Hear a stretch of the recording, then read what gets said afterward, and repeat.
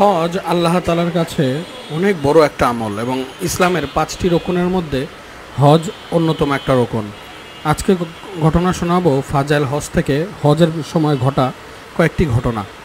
এর মধ্যে আছে হযরত আব্দুল্লাহ ইবনে জাওহারি রহমতুল্লাহ আলাইহি বলেন, আমি 1 বছর আরাফাতের ময়দানে ছিলাম।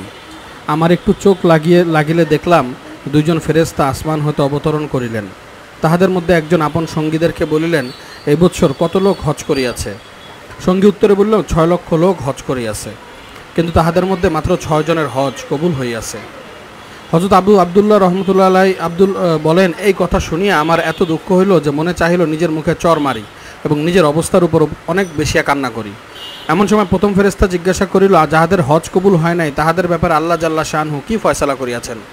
দ্বিতীয় ফেরেশতা উত্তরে বলিলেন, রব্বে করিম দয়ালু মহান আল্লাহ তাআলা দয়ার দৃষ্টি দান করিয়াছেন এবং যাহাদের হজ কবুল হইয়াছে তাহাদের প্রত্যেকের তোফাইলে 1 লক্ষ করিয়া হজ কবুল করিয়াছেন। ইহা খোদা তাআলার মেহেরবানি ও দয়া, তিনি আপন দয়া ও মেহেরবানি যাহাকে ইচ্ছা দান করেন। আলী ইবনে মুওয়াফফাক রহমতুল্লাহ এই ধরনের অনেক ঘটনা প্রথম পরিচ্ছেদে বর্ণনা করা হইয়াছে। আরেকটি ঘটনা বলতে আছে যে আলী ইবনে মুওয়াফফাক রহমতুল্লাহ আলাইহি বলেন, আমি একবার হারাম শরীফে বসিয়াছিলাম এবং এই পর্যন্ত 60 বার হজ করিয়াছিলাম। আমার মনে ওয়াসওয়াসা আসিল, যার কতদিন এই সমস্ত মরু ময়দানে ঘুরিয়া বেড়াইব, এবার শেষ করি, অনেক তো হজ করিয়াছি। হঠাৎ আমার ঘুম চাপিয়া বসিল। আমি এক গায়েবী আওয়াজ দানকারীকে দেখিলাম, বলিতেছে, হে ইবনে মুওয়াফফাক, তুমি তো নিজের ঘরের তাহাকেই ডাকো যাহাকে ডাকলে তোমার খুশি লাগে। মোবারক ওই সকল লোক যাহাদেরকে আল্লাহ জাল্লা শানহু চাহেন এবং উন্নত স্থানে ডাকেন। অতঃপর সেই আওয়াজ দানকারী 2 লাইন কবিতা পড়িল, যাহার অর্থ এই, আমার সহিত যাহারা মহব্বত রাখে তাহাদেরকে আমি আমার জিয়ারতের জন্য ডাকিয়াছি, তাহাদের ব্যতীত আর কাহাকেও ডাকি নাই। এই সমস্ত লোকেরা একরামের সহিত আমার ঘরের দিকে আসিয়াছে, সুতরাং এই সমস্ত করিম লোকেরাও মোবারক এবং সেই সত্তাও মোবারক যিনি তাহাকে ডাকিয়াছেন। তো ভাই, আল্লাহ তাআলা যদি কাউকে ডাকেন, নিজের ঘরে ডাকে, পছন্দ করছে বলেই ডাকেন। হযরত জিন্নুন মিশরি রহমতুল্লাহ বলেন, আমি এক যুবককে কাবা শরীফের নিকট দেখিয়াছি, ঘন ঘন রুকু সেজদা করিতেছে। আমি জিজ্ঞাসা করিলাম, অত্যাধিক নামাজ পড়িতেছ, কি ব্যাপার? সে বলিতে লাগিল, দেশে ফিরিয়া যাওয়ার অনুমতি চাইতেছি। এমন সময় আমি দেখিলাম এক টুকরো কাগজ উপর হইতে পড়িল। উহাতে লেখা ছিল, ইহা আল্লাহ জাল্লা শানহুর, যিনি বড় ইজ্জতওয়ালা ও বড় মাগফিরাতওয়ালা, তাহার পক্ষ হইতে নিজ সত্যিকারের শকরগুজারি বান্দার প্রতি তুমি এমনভাবে ফিরিয়া যাও যে তোমার অতীত ও ভবিষ্যতের সকল গুনাহ মাফ করিয়া দেওয়া হইয়াছে। রওজ একটা কিতাব আছে, ওই কিতাবে এই ঘটনাটা উল্লেখ আছে। এরপরে হযরত সাহল ইবনে আব্দুল্লাহ রহমতুল্লাহ আলাইহি বলেন, কোন অলির জন্য লোকদের সহিত মেলামেশা তাহার জিল্লতের অর্থাৎ অসম্মানের কারণ হয়, আর শুধুমাত্র আল্লাহ জাল্লা শানহুর সহিত সম্পর্ক রাখা তাহার ইজ্জতের কারণ হয়। আমি এমন কম অলি দেখিয়াছি যিনি একদিকে হইয়া না থাকিয়াছেন।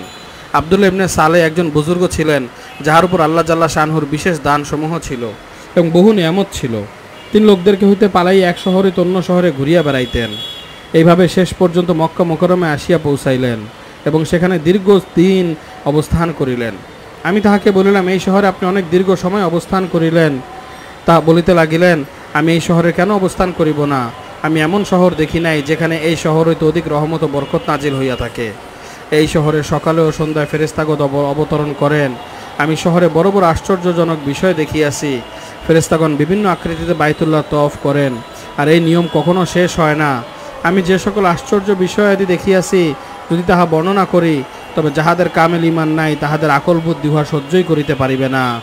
আমি জিজ্ঞাসা করিলাম, আপনাকে খোদার কসম, আপনার দেখা কিছু আশ্চর্য বিষয় আমাকেও শোনান। তিনি বলিলেন, চুম্বন করার জন্য ধরিয়া ফেলিবে না, এটা হাজরে আসওয়াদের আরেকটা চলে গেছে। কোনো অলিয়ে কামেল যাহার বেলায়েত পরিশুদ্ধ হইয়া গিয়াছে এমন নাই যে প্রতি জুমার রাত্রে এই শহরে না আসেন। ওই সমস্ত লোকদেরকে দেখার জন্য আমি এখানে অবস্থান করিয়াছি। আমি তাহাদের মধ্যে হইতে একজনকে দেখিয়াছি, যাহার নাম মালিক ইবনে কাসেম জাবালি রহমতুল্লাহ আলাইহি। তিনি যখন আসিলেন তখন তার হাত হইতে গোস্তের খুশবু ছড়াইতেছিল। আমি বললাম, আপনি সম্ভবত এখনই খানা খাইয়া আসিয়াছেন। বলিতে লাগলেন, আস্তাগফিরুল্লাহ, আমি তো 1 সপ্তাহ যাবৎ কিছুই খাই নাই। অবশ্য আমার মাকে খানা খাওয়াইয়া আসিয়াছি, আর তাহাকে তাড়াতাড়ি এই জন্য খাওয়াইয়াছি যাহাতে মক্কা মুকাররমে আসিয়া ফজরের নামাজে শরীক হইতে পারি। তো দেখেন মায়ের খেদমতের কত বড় দাম। আব্দুল্লাহ রহমতুল্লাহ আলাইহি বলেন, যেখান থেকে মালিক রহমতুল্লাহ আলাইহি মক্কা মুকাররমে আসিয়াছেন, সেখান হইতে মক্কা মুকাররমার দূরত্ব হইল 900 ফারসাক। 3 মাইল 1 ফারসাক হয়, সেই হিসেবে 2700 মাইল। অতঃপর আব্দুল্লাহ রহমতুল্লাহ আমাকে জিজ্ঞাসা করলেন, তোমার এই ঘটনা বিশ্বাস হয়েছে কি? সাহেল রহমতুল্লাহ বলেন, আমি বললাম হ্যাঁ বিশ্বাস হইয়াছে। বললেন, আল্লাহর শকর যে আমি একজন মুমিন মানুষ পাইলাম।